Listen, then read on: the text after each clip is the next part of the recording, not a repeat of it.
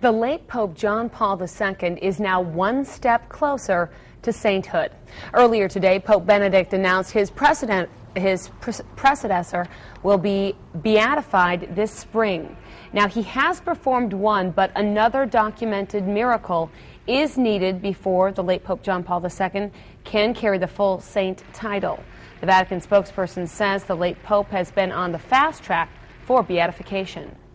Normally, a beatification course has to begin 5 years after the death. It was not necessary to wait so long because the fame of sanctity of John Paul II was so wide and so strong. The ceremony is scheduled for May 1st in Italy. And back here in Northeast Wisconsin, people who have personally met with the Holy Father are reacting to the news of this first step towards sainthood. I first met him in 1987 when I was a student at the Casa Santa Maria. Bishop David Ricken of the Green Bay Catholic Diocese also worked for Pope John Paul II. It was so nice to meet him, and to be that close to him was a real privilege, a real unique honor. Ricken was even ordained a bishop by John Paul. What a really unique honor that was. And now as he's beatified and hopefully someday made a saint, he's on the way with the beatification, hopefully someday he will be a saint, and it'll be even a deeper honor if that happens. The nun, whose recovery from Parkinson's disease is considered a miracle attributed to Pope John Paul II, says she is sure the late pontiff watches over her. Religious studies professor Paul Waddell says the word beatification has Latin roots and means to be blessed.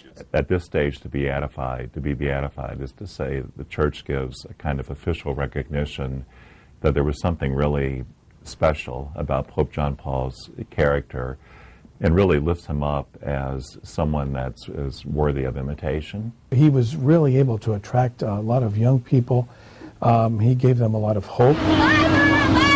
In 1993, more than 600 people from the Green Bay Diocese traveled to Denver for World Youth Day. It was the first time the former Pope held the event in the U.S. It was a tremendous impact for youth ministry opportunities in the diocese. Tony Pickler was the director of youth ministry at the time. For young people who went, I continue to run into them now as young adults, and you know, the growth that happened, the excitement about their faith that happened at that experience, that event, was just tremendous. Waddell says the fast-track beatification of Pope John Paul II is drawing some criticism.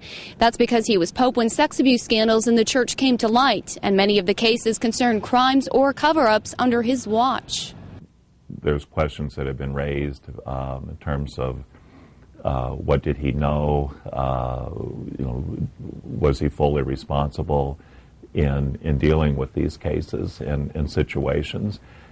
And I don't think the evidence is really completely out on that yet.